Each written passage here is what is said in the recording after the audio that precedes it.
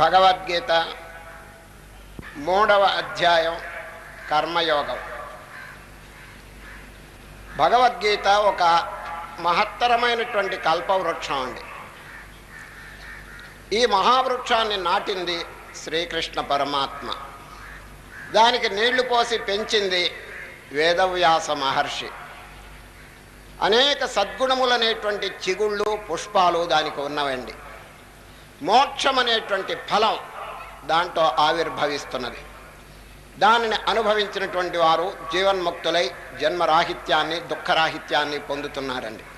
దీన్ని ఆ మోక్షం అనేటువంటి ఫలం అనుభవించినటువంటి వారికి. గీతా కల్పవృక్షం ఒకరి సొత్తు కాదండి, అది అందరి యొక్క సొత్తు. అది భగవంతుడు భక్తుల యొక్క ఉద్ధరణ కోసం కటాక్షించినటువంటి ఒక అమూల్యమైనటువంటి వస్తువు అండి. ఏది? భగవద్గీత. ఒక జాతి, ఒక మతము, ఒక కులము, ఒక వ్యక్తి, లింగ, వయో భేదం ఏవి లేదండి ఈ గీతకు. ఎవరైనా చదువుకోవచ్చును, ఎవరైనా తరించవచ్చునది. సరే, భవరోగంతో బాధపడుతూ అనేక జన్మల నుంచి పుట్టటం చావటం అనే దౌర్భాగ్యం అనుభవిస్తున్నటువంటి జీవరాశులకి దీన్ని మించినటువంటి మహత్తరమైన ఔషధం, భవరోగ దివ్య ఔషధం ఇంకొకటి లేదండి. దీన్ని సేవించిన వారికి ప్రత్యక్షంగా అనుభవానికి వస్తున్నదండి. ఏది? ఆ ఫలితం. ఇది డైరెక్ట్గా మొట్టమొదట్లో అనుభవించింది అర్జునుడండి. ఏది? ఈ ఔషధమును సేవించి దాని సత్ఫలితమును అనుభవించిన వారు మొట్టమొదట అర్జునుడు. టెక్కెం మీద ఒక మహనీయుడు కూర్చున్నాడండి. ఆ రథము యొక్క టెక్కెం మీద. ఎవరు చెప్పండి? హనుమంతుడు. వారు కూడా చక్కగా వింటున్నారండి. కృష్ణుడు అర్జునుడికి బోధ చెప్తుంటే కేవలం అర్జునుడే కాదండి, పైన ఆంజనేయులు కూడా చక్కగా వింటున్నారు, తరించినారు. వ్యాస మహర్షి గారు వారికి టెలివిజన్ కెపాసిటీ ఉందండి. అది ఎక్కడున్నప్పటికీ కూడా చక్కగా అన్నీ కూడా గ్రహించగలరు. ఆ వ్యాస మహర్షి కూడా చక్కగా దాన్ని అనుభవంలోకి తెచ్చుకున్నారు. వారి యొక్క అనుగ్రహం చేత సంజయులు వారు కూడా చక్కగా వినగలిగారండి. ఆ సంజయునికి చెబుతుంటే ధృతరాష్ట్రుడు కూడా విన్నాడండి. ఇంతమంది భగవద్గీతను విన్నారు, కానీ ధృతరాష్ట్రుడు కండి సరిగా హృదయంలో ప్రవేశించలేదండి. చెట్టు మీద నుంచి విత్తనాలు రాలినాయండి. మెత్తటి మట్టిలో పడినటువంటి విత్తనం వెంటనే మొలకొస్తుందండి. కఠినమైనటువంటి రాతి మీద పడినటువంటి విత్తనం మొలక రాదండి. ఆ ధృతరాష్ట్రుని యొక్క హృదయం కఠినంగా ఉన్నందువల్ల ఆ భగవద్గీత అనేటువంటి విత్తనం వారిలో పడినప్పటికీ పెద్ద మార్పు రాలేదండి వారిలో. చూచారు ఏమండి, మీకెట్లా తెలుసుంటే ఆ భీముడు గారు వస్తే వారిని నాశనం చేయాలని చెప్పి ప్రయత్నం చేసిన విషయం మీకు అందరికీ తెలుసు కదండి. అది కనుక ఎవరి యొక్క హృదయం పవిత్రంగా నిర్మలంగా శుద్ధంగా ఉంటుందో వారి హృదయంలో ఈ బీజం గనక పడితే అద్భుతమైనటువంటి ఫలితాలు లభిస్తాయండి. ఎంతమంది తరించిపోయినారు చూడండి. వెంటనే అర్జునుడు, ఆంజనేయులు, సంజయుడు, వ్యాసులు వారు, ఇటువంటి వీరందరూ కూడా భగవద్గీత శ్రవణం చేసి ఎంతో ఆనందం పొందినారు. ఆ సంజయులు వారండి గీత అంతా విన్న తర్వాత చివరికి ఎటువంటి అభిప్రాయం చెప్పారో చూడండి. అది తచ్చ సంస్మృత్య రూపమత్యద్భుతం హరే విస్మయో మే మహాన్ రాజన్ హృష్యామి చ పునః పునః. రాజన్ సంస్మృత్య సంవాదమిమమద్భుతం కేశవార్జునయో పుణ్యం హృష్యామి చ ముహుర్ముహుః. ఓ ధృతరాష్ట్ర మహారాజా, సంజయుడు చెప్తున్నారు, ఆ అమూల్యమైనటువంటి ఆ బోధను నేను విని పునఃపునః ముహుర్ముహు అంటే మాటిమాటికి ఆనందం కలుగుతున్నది. అక్కడ రిపీట్ చేసినారు చూడండి, డబుల్గా ముహు అంటే మాటికి నాకు ఆనందం పునః. దీని అర్థం ఏమిటండి? అతిహర్షం. ఆ భగవద్గీత విన్నప్పుడు దుఃఖం పలాయనం కావటమే కాకుండా అతిహర్షం, అది అట్మోస్ట్ జాయ్. అది మనకు కావాల్సింది, అంతే కదండి. దేని కొరకు మానవుడు ప్రయత్నం చేస్తున్నాడు ఈ లోకంలో? కేవలం మానవుడే కాదండి, ప్రతి ప్రాణి కూడా సుఖం అపేక్షిస్తున్నదండి. చిన్న చీమ అటు పోతున్నది, అడగండి చీమగారు ఎక్కడికి పోతున్నారంటే బెల్లం కోసం పోతున్నారు. దానికి ఇంత ప్రాణినా దానికి ఆనందం ఎక్కడున్న దాన్ని వెతుకుతున్నదండి. అది సుచర్ బ్రహ్మదేవుడు మొదలుకొని పిపీలిక వరకు ఉన్నటువంటి సమస్త ప్రాణి కోట్టు నాకు దుఃఖం వద్దు, నాకు ఆనందం కలగాలి. ఇదేనండి జీవితం యొక్క ఆశయం. ఇది అది ఏ విధంగా నెరవేరుతుందో మాత్రం అది తెలుసుకోవటం లేదు జనుడు. చూడండి, జీవితం యొక్క లక్ష్యం అనేది మొట్టమొదట్లో జ్ఞాపకం రావాలండి. ఇది ఎందుకంటే మహాసముద్రంలో వచ్చి పడిపోయినాడు జీవుడు. మహాసముద్రం ఏమిటి ముఖ్యంగా వారికి కావాల్సింది తెలుసిన? డైరెక్షన్. ఇప్పుడు పెద్ద మహాసముద్రంలో ఒక పడవ ఉందండి. ఆ పడవలో స్పీడ్ కాదండి ముఖ్యం, స్పీడ్ కాదు, డైరెక్షన్ ఈజ్ ఇంపార్టెంట్. అది ఎటు పోవలను, గమ్యస్థానం ఏది, ఇటు నార్తా సౌతా ఈస్టా వెస్టా ఇటు పోవలను. అందుకనే నావికుల దగ్గర కంపాస్ అనేటువంటి యంత్రం ఉంటుందండి. అది ఎప్పుడు నార్త్ చూపిస్తుంది, దాన్ని బట్టి వాళ్ళు డైరెక్షన్ చూసుకుని, లేకపోతే మహాసముద్రంలో డైరెక్షన్ అట్లా తెలుస్తుందండి. అది అదేవిధంగా ఈ సంసార సముద్రంలో పడినటువంటి జీవుడు ఎందుకొరకు వచ్చినాడు, ఎక్కడికి వెళ్ళవలనో, ఏమి చేయవలనో అని ఎవరైనా ఆలోచిస్తున్నారా? లేదు. పుట్టంగానే ఏదో ఈ వ్యవహారాల్లో పడిపోయి మునిగిపోయి ఆఖరి కళ్ళు మూస్తున్నాడండి. సరే, ఏమి వెంట తీసుకుపోతున్నట్టు, ఏమి కష్టపడి సంపాదించినట్టు ఈ 100 సంవత్సరములను అనుకోండి. సపోజ్ 100 ఏళ్ళు ఆయుర్దాయని అనుకోండి. ఈ 100 ఏళ్లలో వాడు చేసిన పని ఏమిటి చెప్పండి? అది పశువులు ఏ విధంగా ప్రవర్తిస్తున్నాయో అదే విధంగా ప్రవర్తిస్తున్నాడు కదా. అవి తింటున్నాయి, వీడు తింటున్నాడు. అవి తాగుతున్నాయి, వీడు తాగుతున్నాడు. అవి నిద్రపోతున్నాయి, వీడు నిద్రపోతున్నాడు. ఇంతే కదండి. ఇది ఈ ఆహార నిద్ర భయమైథున ఇవన్నీ చూడండి, ఈ కామన్ అండి సర్వప్రాణి కోట్లకి. కానీ జ్ఞానం నరాణామధికో విశేషో జ్ఞానస్య హీనః పశుభిః సమానః. అది ఆత్మజ్ఞానం ఒకటి ఒక స్పెషల్గా మానవుడు పొందవలసినటువంటిదండి. ఇది ఇదివరకు చెప్పినాను మీకు. బ్రెయిన్ బ్రహ్మావలోక దిశనం, పరమాత్మను తెలుసుకునే కెపాసిటీ మనకు పెట్టాడండి. ఎవరు? బ్రహ్మదేవుడు. సార్, ఇన్ని ప్రాణులు ఉన్నాయి, they cannot realise their own nature, they cannot realise God. దేవుణ్ణి కానీ తన స్వరూపాన్ని కానీ వారు తెలుసుకోవటానికి వారికి తెలివి లేదండి, కామన్ సెన్స్ లేదు. మానవుడికి మాత్రం అది ఉన్నది. Why can't he utilise it in his life? ఇది తప్పకుండా దాన్ని ఉపయోగించుకోవాలండి. ఉపయోగించుకుని జన్మ సార్థకం చేసుకోవాలి. లేకపోతే పునరపి జననం పునరపి మరణం. ఇంతవరకు ఎన్ని తల్లి గర్భాల్లో పుట్టాడు చెప్పండి. అది ఎంత రిగరస్ ఇంప్రిజన్మెంట్ అనుభవించాడో చూడండి. తిరిగి మరలా తల్లి గర్భంలో ప్రవేశించి బాధలన్నీ అనుభవించాలని చెప్పి కామన్ సెన్స్ ఉన్నవాడు ఎవడైనా అనుకుంటాడా చెప్పండి? కనుక as soon as possible we have to escape from this prison. ఈ ప్రిజన్ అండి, ఇది ఒక బంధం. గృహం అని చెప్పి అనుకోవద్దండి, కారాగృహం. ఎప్పుడు జ్ఞానం లేకపోతే. సరే, ఎవరైనా ఇళ్ళు కట్టుకుని పేర్లు పెట్టుకుంటారండి. ఏం పేర్లు? సూర్యభవనం, చంద్రభవనం, ఇంద్రభవనం అని చెప్పి పేర్లు పెట్టుకుంటారు కొందరు. శాస్త్రంలో ఏం చెప్పబడిందంటే భవనము, భవన, భవనం. భకారము యొక్క అర్థం ఏమిటంటే ఆ భవనంలో ఉండేవాడు భక్తి కలిగి ఉండవలను అని చెప్పి దానికి అర్థం చెప్పారండి పెద్దలు. భవనము, భా ఈజ్ ఈక్వల్ టు భక్తి. ఆ భక్తి కనుక వారికి లేకపోతే ఆ భవనంలో ఉన్న వారికి అర్ధరాత్రి వేళ భకారం పలాయనం చిత్తగిస్తుందటండి, వెళ్ళిపోతుందట భకారం. ఏం మిగులుతుంది చెప్పండి? భవనంలో వెళ్ళిపోతే ఏం మిగులుతుంది? వనం. నారాయణ, వనంలో ఏముంటాయి చెప్పండి? పులులు, నక్కలు, తోడేళ్ళు ఇవన్నీ ఉంటాయి. కాబట్టి ఆ భవనంలో ఉన్నవాళ్ళు దాంతో సమానం అన్నమాట. అది చూచారు. కనుక భక్తి అనేటువంటిది ముఖ్యం. అది మరి ఎవరైనా కలిగి ఉంటున్నారో చెప్పండి? ఊరికి భవనాలని పేరు పెట్టుకుంటున్నారు కానీ భక్తి ఎక్కడుందండి అది? కనుక గృహం అనేది కారాగృహంగా తయారవుతుంది ఎప్పుడు మనకు ఆత్మజ్ఞానం లేకపోతే. బంధనంగా ఉండిపోతుందండి. ఈ బంధనం నుంచి తప్పించుకోవటానికి మహనీయులు చక్కని ఉపాయములు సెలవిచ్చినారు. శ్రీకృష్ణ పరమాత్మ 18 ఉపాయములు అండి. ప్రతి దానికి యోగం యోగం యోగం అని చెప్తున్నారు. కనుక యోగం అంటే ఇదివరకు మీకు చెప్పినాను, కలవటం. ఎవరితో కలవటం? భగవంతునితో. వేరైపోయినాడు జీవుడు. ఏ కాలంలో వేరైపోయినాడో ఎవరికి తెలియదండి. అనాది కాలంలోనే వేరైపోయినాడు. ఇప్పుడు చూడండి, సముద్రంలో నీళ్ల బొట్లు అంటే ఏంటి? డ్రాప్స్. అనేకమైన బిందువులు ఉన్నాయి కదా సముద్రంలో. హాయిగా ఉంటాయండి, క్షేమంగా ఉంటాయండి ఆ బిందువులన్నీ. కానీ ఏదైనా ఒక బిందువు కనుక ఎగిరి ఒడ్డును పడితే ఏమవుతుంది చెప్పండి? ఒక బిందువు కనుక సముద్రంలో నుంచి ఎగిరి ఒడ్డును కనుక పడితే ఇట్ విల్ ఎవాపరేట్. నామరూపాలు లేకుండా అదృశ్యం అయిపోతుంది, ఎండిపోతుందండి, ఆవిరైపోతుంది. చూచారా? సముద్రంలో ఉన్నంతకాలం ఇట్ ఈజ్ సేఫ్, క్షేమంగా ఆనందంగా ఉందండి. దానిలో నుంచి బయటపడంగానే నాశనం అయిపోయింది, చూడండి, ఆవిరైపోయింది, ఎవాపరేట్, నామరూపాలే లేవండి. అదేవిధంగా జీవుడు పరమాత్మతో కలిసి ఉన్నంత వరకు కూడా క్షేమం, ఏ విధమైన ఢోకా లేదు, ఆ పరమానంద స్వరూపుడుగా ఉంటాడు. వేరైపోయినాడు, ఇప్పుడు ప్రత్యక్షంగా కనిపిస్తుంది. ఏమండి మీకెట్టా తెలుసునంటే ప్రత్యక్షం కనిపిస్తున్నది కదా.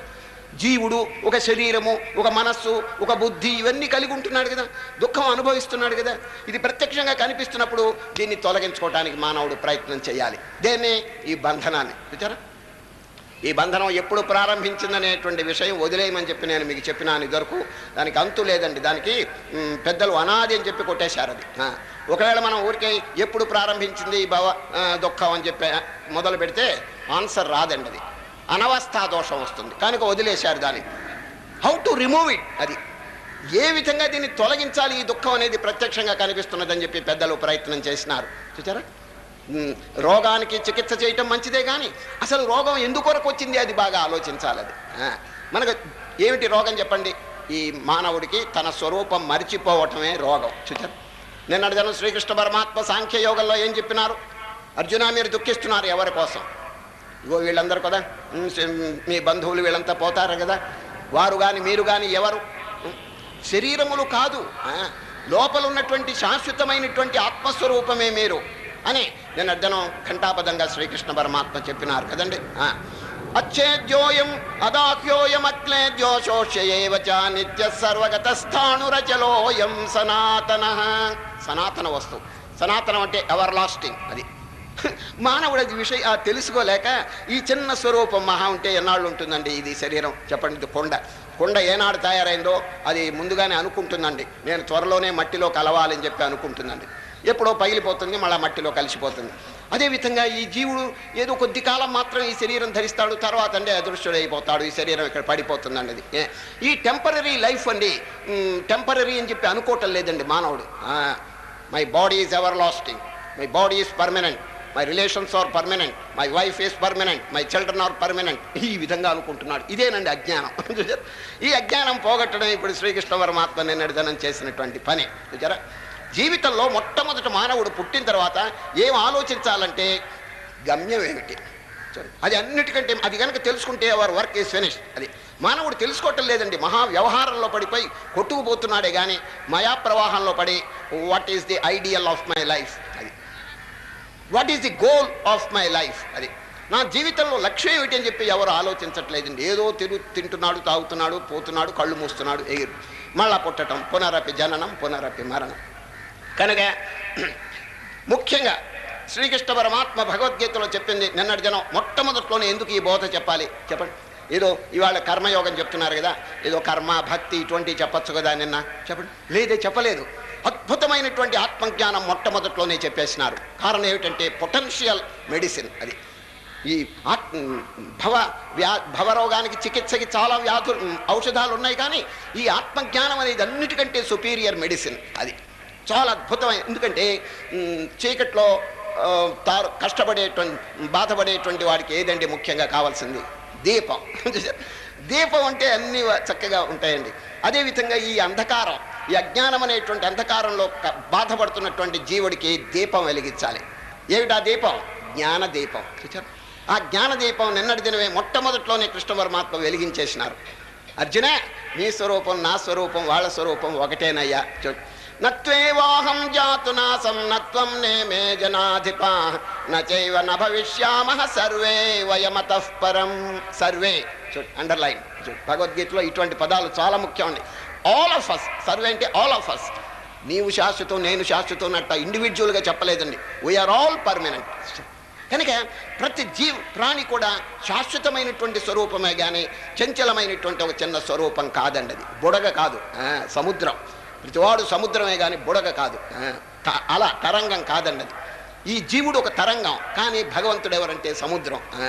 ఈ సముద్రం అనే విషయం మర్చిపోయి ఈ చిన్న స్వరూపమే నేనని, ఇగో నా జీవితం 100 ఏళ్ల లోపు అని చెప్పి వాడు దీంతోనే సర్దుకుపోతున్నాడండి. ఇది చాలా తప్పు అండి. It is false. అది కనుక సత్యమైనటువంటి విషయం శ్రీకృష్ణ పరమాత్మ ప్రకటిస్తున్నారు. దాన్ని బాగా తెలుసుకుంటే ఎంత ఆనందం కలుగుతుందంటే చెప్పడానికి లేదండి. ఎంత ధైర్యం అండి. It is strength and strength that we want. Vivekananda వాక్యం. It is strength and strength that we want. And the first step in getting this strength is to uphold the Upanishads and believe that I am the Atman. మళ్ళీ చెప్తున్నాను. It is strength and strength that we want. And the first step in getting this strength is to uphold the Upanishads and believe that I am the Atman. నేను ఆత్మనని తెలుసుకోవటంలోనే మహత్తరమైనటువంటి ధైర్యం బలం ఉన్నదని చెప్పి శ్రీకృష్ణ వివేకానంద స్వామి చెప్పినారు. నిన్న కృష్ణ పరమాత్మ కూడా అదే వాక్యం చెప్పినారన్నది.